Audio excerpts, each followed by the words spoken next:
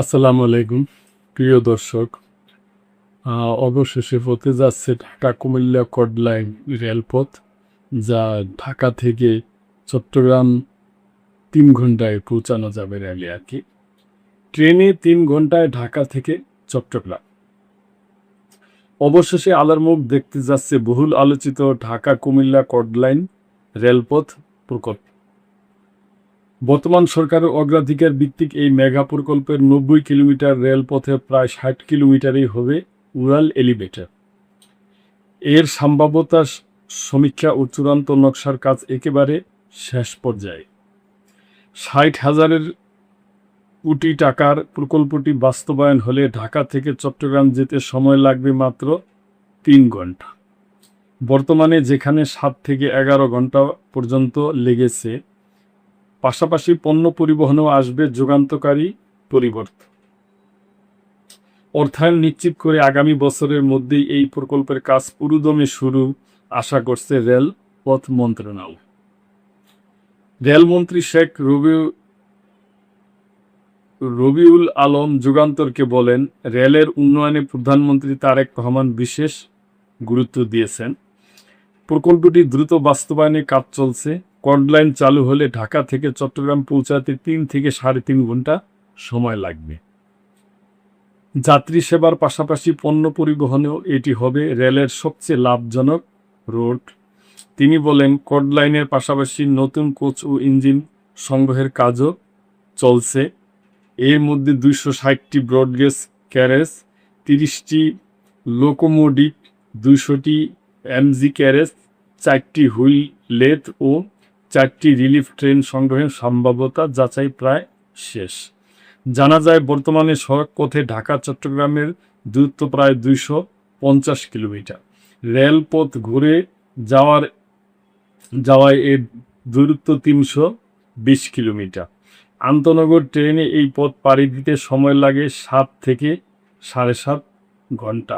Local বা মেইলে তা 11 ঘন্টা পর্যন্ত লাগে। অথচ কড লাইন হলে দ্রুত ও সময় দুটোই অর্ধেকের নিচে নেমে আসবে। সবচেয়ে বড় পরিবর্তন আসবে পণ্য পরিবহনে। চট্টগ্রাম বন্দর থেকে ঢাকায় পণ্যবাহী ট্রেন আসতে 17 থেকে 18 ঘন্টা লাগে। কড লাইন হলে মাত্র 5-6 ঘন্টায় পণ্যবাহী ট্রেন যাতায়াত করতে পারবে। এছাড়া বর্তমানে এ রুটে মাত্র 2 থেকে 3% পণ্য রেলপথে পরিবাহিত হয়। কড লাইন হলে তা 20-30% উন্নীত করা সম্ভব হবে।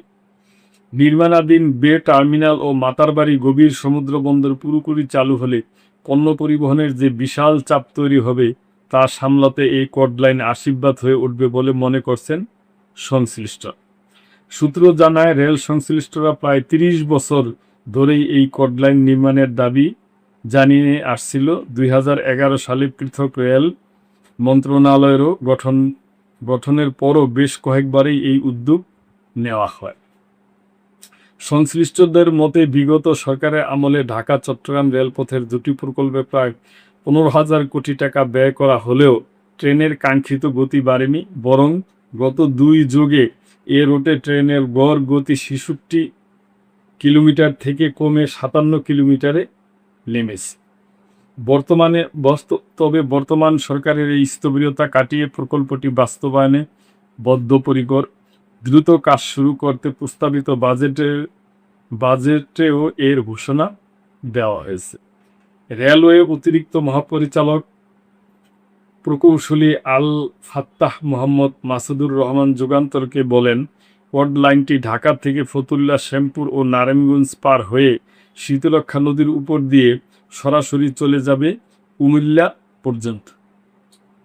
বর্তমান রুট ঢাকা থেকে টঙ্গী, ভৈরব ও আখাউড়া হয়ে কুমিল্লা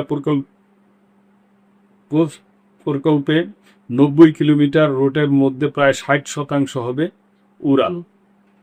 উড়াল অংশ ঢাকা থেকে শুরু হয়ে দাউদকান্দির গোমতী পর্যন্ত যাবে। পুরো রুটে কোনো লেভেল ক্রসিং থাকবে না। প্রয়োজনীয় সব জায়গায় আন্ডারপাস ও ওভারপাস নির্মাণ করা হবে, যাতে ট্রেন তার সর্বোচ্চ গতিতে নির্বিঘ্নে চলতে পারে। এই প্রকৌশলী আরও বলেন, পুরো রেলপথটি ব্রডগেজ করা হবে।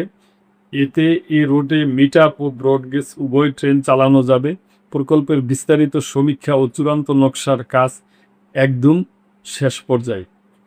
প্রকল্পটি নির্মাণে প্রায় 60,000 কোটি টাকা খরচ হতে পারে।